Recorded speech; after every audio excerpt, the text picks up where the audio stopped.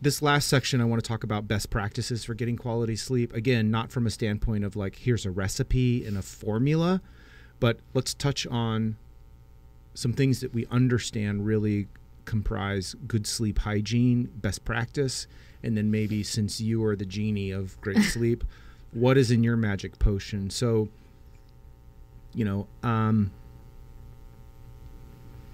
again, I don't want to pretend like I have it figured out, because I do not. But you're working on it. I am working on it. My sleep is, it's reasonable. And anybody who knows me knows that's like basically failing. Like especially in something that is really, really important. Mm-hmm. But I'm actively working on it. This has been 2 years. I wear an Oura ring, probably with the exception of about 10 or 12 nights over the past 2.5 years. I have every night tracked data, and I'm beginning to get really neat insights. If I drink too much alcohol or alcohol too late, that's very disruptive. If I eat too late, that's very disruptive. There's a clear correlation to my, what I call the pending column, how many things I have going on in life, business, patients. You know, I don't sell cat t-shirts. I take care of humans. Right. And so sometimes all is well in the world, and I rest more like what I'm capable of. But currently, right now, as we're recording this, I have 5 patients that have been on my mind nonstop. Mm-hmm. You know, everything from knee replacement to thyroid cancer to having a heart cath, like a mass, working up a mass in the abdomen. Like, I mean, I'm thinking about all of these people and all of their families and all the implications and what are we going to do and how are we going to think about this. Turns out that's pretty disruptive to your sleep. Right. And I still am able to pull off okay sleep, but it's not acceptable to stay here. And I think, and I'm going to let you go with this, but I think number one is you have to commit to making sleep a priority. Like anything in life, the first step is you have to sell yourself that it's an idea that you're willing to pursue, and then do it. Yeah. So I've committed to making sleep a priority, even though it's completely elusive to me currently as of the spring of 2022.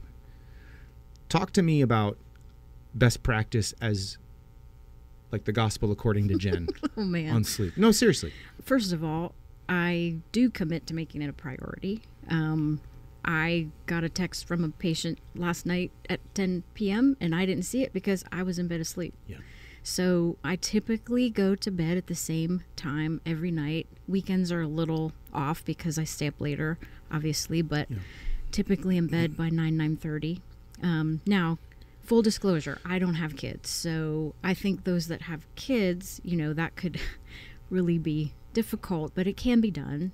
Your kids should have a normal bedtime and a routine bedtime. You should too. So that being said, I just wanted to throw that out there. I also don't drink a lot of alcohol. So I'm like you, where if I drink or I drink too much close to bedtime, I'm going to be up all night. We recently had a team dinner where there was a little wine flowing, and a little bit. I had a little bit more than I usually do, actually a lot more. And so I was literally up all night, just not doing well with that. My little adrenal glands were very trying to keep up. Also, as a perimenopausal female, I have optimized my hormones. So I take progesterone at night, and that really helps with sleep. That was a game changer for you. Yeah. Yeah, because that was really the first sign that my hormones were changing before menopause. And I'm not menopausal, but I would routinely wake up, and I hear this a lot from our females in their like mid-40s to late 40s.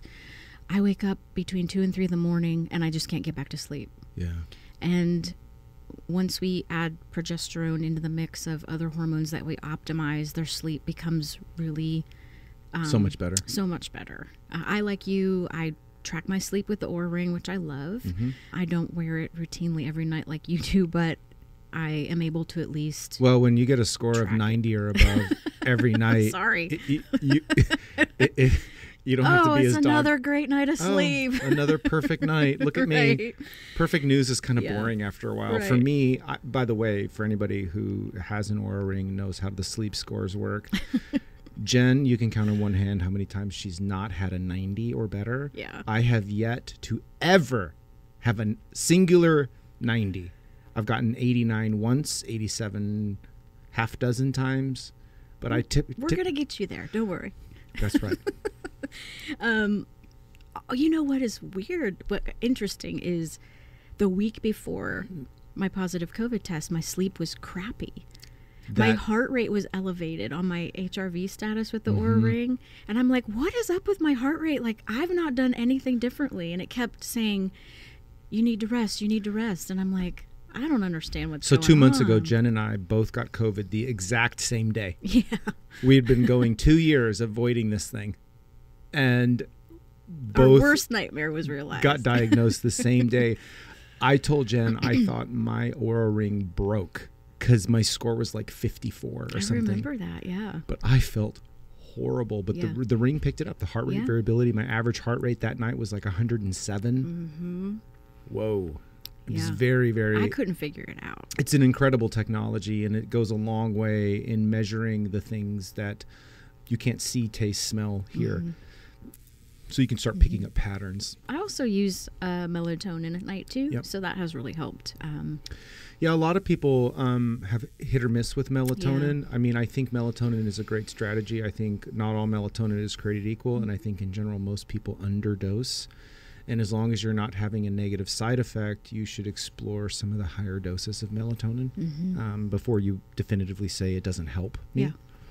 What else? In your world? Well, my bladder's the size of a walnut, so I try not to drink a lot before bed because I'll be up in the middle of the night, and then that just... But that's behavior modification, right? So you know that sleep. About you, so you don't consume a lot of liquids at night? Right. Try not to. Try not to eat really close to bed, like you've said. What time is your dinner time? You're an early eater. We're usually done by 6 or 6:30. Yeah, that's great. I know. And in the summertime, that's wonderful because you could even squeeze in an evening walk after dinner without it before it gets dark. But I have to be careful with that too because exercising too close to bed is a no-no for me too. Like I can't do that. That is. There's a lot of people I talk to that they're like, oh no, I work out at like 9:30 at night. I'm like, oh my gosh, I could never do that. Yeah. But yeah. But I think that's, as we were prepping, I think that's one of the points that I want to make sure that we get across because I think you really nailed it on the head. And that is what we're suggesting. I mean, there's some obvious things, but then there's this incredible amount of white space where you have to figure out what's best for you. Yeah, I was just going to say I know these things about myself because the bladder, I've been working the exercise. On it. Those are Jen specific. For me, I'm real sensitive to light as well, so I got this new charger for my iPhone and my iWatch or my Apple Watch that sits by my bed, but the light is like it illuminates the room, and I always have to put something in front of it to block it, otherwise I won't sleep well. Well, I think a dark, quiet room is pretty universally accepted as good hygiene. I don't know that there's too much variability. I mean, you might be an outlier. Just like most people need 7 to 9 hours of sleep, there are a few outliers, but, not many. There's one thing that I have that you don't have, that you're better at me. You don't have a TV in your bedroom, do you? Negative. Yeah, we have a TV in our bedroom. It's awful. Yeah, I'm very grateful, although I don't think I would be very tempted to mess with TV because when it's bedtime, I go to sleep like if bottling up falling asleep I could sell it to the world. It's staying asleep. You just pull off both. Yeah. My wife, once she's asleep, she does a good job staying asleep, but she's the world's worst at going to sleep. So like that TV in the room would be very disruptive because she would definitely watch TV. I think you got to commit to having optimal sleep hygiene. Yeah. And I think late meals, alcohol, dark, quiet rooms, no stimulants like caffeine beyond like 3 or 4 p.m. Those are kind of the obvious places to look. But beyond that, it's the optimization of the individual. Yeah. If you're a perimenopausal woman, you've got to be thinking about progesterone. Yeah. Male or female, thinking about melatonin and really increasing the quality of the melatonin that you're taking, and if you're not having negative side effects, really starting to move some of those doses a little higher potentially. So how many guys that you've optimized testosterone in report better sleep? Almost all, if they report not sleeping great to begin with. When you go harder physically through the day, you will Because a lot of men, especially at the end of their day, they have tremendous mental fatigue, and their bodies have virtually done nothing except exist. They have exerted zero mechanical stress all day long. So when you go a little harder, you start adding a little bit of a workout routine, you start taking the stairs, like those kind of things. All of a sudden you start matching the physical exhaustion with the mental exhaustion, and we tend to see in men a real nice improvement in sleep quality, especially sleep initiation. I think beyond customizing your sleep hygiene, I think you got to start measuring. You got to start keeping score. You know, as they say, you can't manage what you don't measure. I think the Oura Ring, or there's Whoops, there's other technology, some wearable, some reliably consistent and accurate sleep tracking. We just happen to like the Oura. I think the science is the best. I think the Whoop is really good, but I don't like wearing bracelets. Yeah. The iWatch or the Apple Watch will do it, but I don't. Well, like it to wear lights up mine. like a Christmas tree, and it's very disruptive to me. And the Oura Ring is Oura, if people want to check it out. Yeah, auraring.com. And it's not super expensive, but it's $200 or $300 for the ring, and there's no ongoing fee, so it's a one-time investment. You get tons of data. The user interface is really great. I think that if you're over 40 and you have crappy sleep, you need a sleep study. We need to make sure that there isn't an apneic phenomena going on, potentially seeing an ENT. I'm going to see an ENT in the next month or two, getting my sinuses examined, make sure that there isn't something anatomically going on that is preventing my sleep. You know, manage the manageable, modify the modifiable, and then you manage the things that are non-modifiable. And they can do them at home now, which is great. You know, you don't always have to go to a sleep center, but be in your own bed, be in your own environment.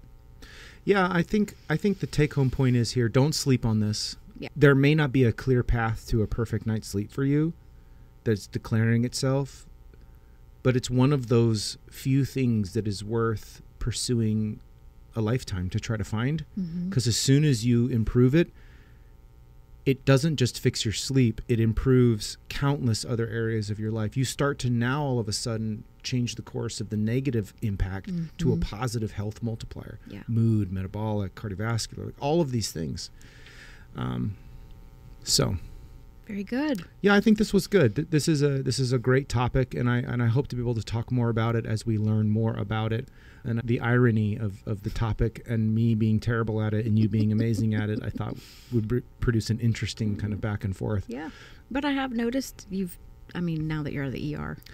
Yeah, not working nights has been a huge thing. For me, I'm convinced part of my journey, I've only been out of the ER, coming up next month will be 1 year completely out of the ER. It's like a reset.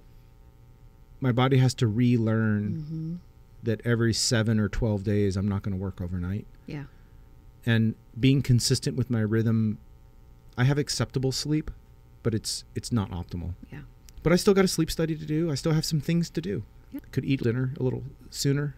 I've got kids and I've got a business, and there are and I've got real people that I take care of. So there will always be an ever-present vulnerability. Yeah. Sleep is just one of those areas that I'm always going to be vulnerable, as are you. But it doesn't mean that we just punt. No. Keeping eyes on it. Yeah. And it is achievable, Yeah. And it's something you have to manage. Yep.